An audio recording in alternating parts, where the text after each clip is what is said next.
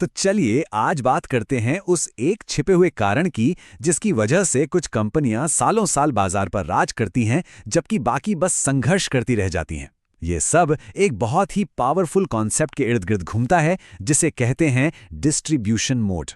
तो चलिए इस पूरे रहस्य को समझने की शुरुआत ना एक बहुत ही सिंपल लेकिन गहरे सवाल से करते हैं।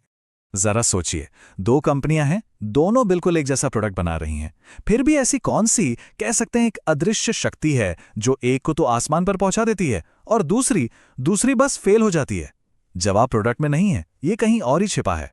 तो देखिए, इसका असली जवाब ना प्रोडक्ट की क्वालिटी में है ही नहीं। ये छिपा है उस रास्ते में जो एक कंपनी अपने प्रोडक्ट को हम तक यानी कस्टमर तक पहुंचाने के लिए बनाती है। और यकीन मानिए, यही वो रास्ता है जो असली विनर तय करता है। तो उस पहेली का जवाब क्या है?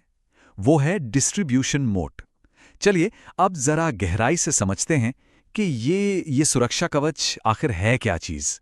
अच्छा, इसे समझने के लिए ना सबसे पहले हमें डिस्ट्रीब्यूशन चैनल्स को समझना होगा। ये हैं क्या? ये बेसिकली वो रास्ते या नेटवर्क हैं जिनके जरिए कोई भी प्रोडक्ट फैक्ट्री से निकलकर घूम फिरकर आखिर में हम तक यानी कस्टमर तक पहुंचता है। अब ये रास्ते ना कई तरह के हो सकते हैं।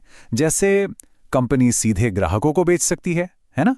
या फिर रिटेल स्टोर्स का इस्तेमाल कर सकती है, होलसेलर्स के जरिए जा सकती है, Amazon जैसे ऑनलाइन प्लेटफॉर्म्स पर भी लिस्ट कर सकती है, या फिर अपना खुद का एक फ्रेंचाइज नेटवर्क खड़ा कर सकती है।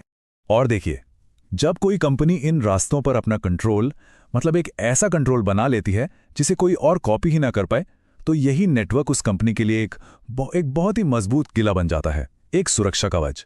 और बस इसी को कहते हैं डिस्ट्रीब्यूशन मोड। तो अब सवाल ये उठता है कि ठीक है, डिस्ट्रीब्यूशन मोड तो समझ आ गया, पर ये किसी कंपनी को फाइनेंशियली स्ट्रांग कैसे बनाता है? तो इसके ना 6 बड़े फाइनेंशियल एडवांटेजेस हैं। चलिए एक एक करके सबको देखते हैं।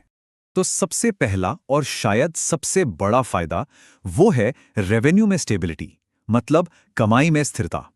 एक मजबूत डिस्ट्रीब्यूशन नेटवर्क कंपनी को एक भरोसेमंद और लगातार चलने वाली इनकम का जरिया देता है। देखिए, जब किसी कंपनी के अपने डिस्ट्रीब्यूटर्स और रिटेलर्स के साथ अच्छे गहरे रिश्ते होते हैं तो उसकी सेल्स का अंदाज़ा लगाना काफ़ी आसान हो जाता है। और कमाई में यही जो प्रेडिक्टेबिलिटी है ना, यही चीज़ इन्वेस्टर्स को बहुत भाती है। इसीलिए ऐसी कंपनियों को अक्सर ज़्यादा वैल्यूएशन मिलता है क्योंकि उनका पैसा सेफ माना जाता है। चलिए अब आते हैं दूसरे बड़े फायदे पर। यह है नए ग्राहक बनाने की लागत में कमी।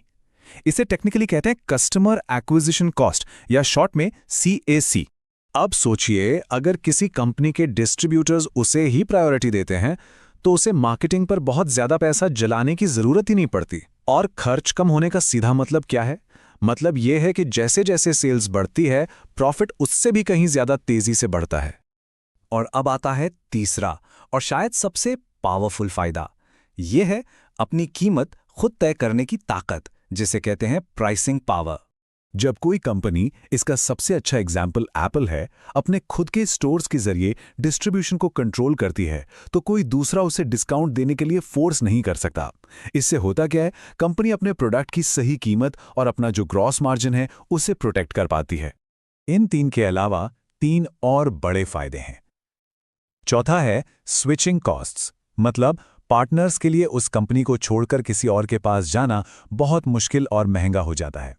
5वां है वर्किंग कैपिटल का एडवांटेज। इसमें कंपनी को सप्लायर्स को पेमेंट करने के लिए ज्यादा टाइम मिल जाता है, जिससे उसका कैश फ्लो बहुत अच्छा रहता है। और छठा, सबसे जरूरी, ये नए कॉम्पिटिटर्स के लिए मार्केट में एक इतनी ऊंची दीवार खड़ी कर देता है कि उनका अंदर आना लगभग नामुमकिन सा हो जाता है। तो चलिए, थियरी तो बहुत हो गई, अब जरा प्रैक्टिकल बात करते हैं। किसी भी कंपनी में इस डिस्ट्रीब्यूशन मोड को पहचाना कैसे जाए? तो सवाल यह है कि ये जो सारे फायदे हमने गिने, ये किसी कंपनी की फाइनेंशियल रिपोर्ट्स में आखिर दिखते कहाँ हैं? कैसे पता करें? चलिए देखते हैं। जरा इस टेबल पर नजर डालिए। अगर किसी कंपनी के पास एक्सक्लूसिव डिस्ट्रीब्यूशन एग्रीमेंट्स हैं तो उसकी बैलेंस शीट में रेवेन्यू स्टेबल दिखेगा और कस्टमर एक्विजिशन कॉस्ट यानी CAC कम होगा। अगर कंपनी के अपने खुद के रिटेल स्टोर्स हैं तो उसका ग्रॉस मार्जिन ज्यादा होगा। सप्लायर्स के साथ अगर लंबे कॉन्ट्रैक्ट्स हैं तो इसका मतलब है कि बेची गए माल की लागत, जिसे COGS कहते हैं, वो स्थिर रहेगी। और अगर किसी कंपनी का कैश कन्वर्जन साइकिल नेगेटिव है, मतलब वो अपने कस्टमर से पैसा पहले ले लेती है और सप्लायर्स को पेमेंट बाद में करती है, तो ये एक बेहद मजबूत वर्किंग कैपिटल मैनेजमेंट की निशानी है।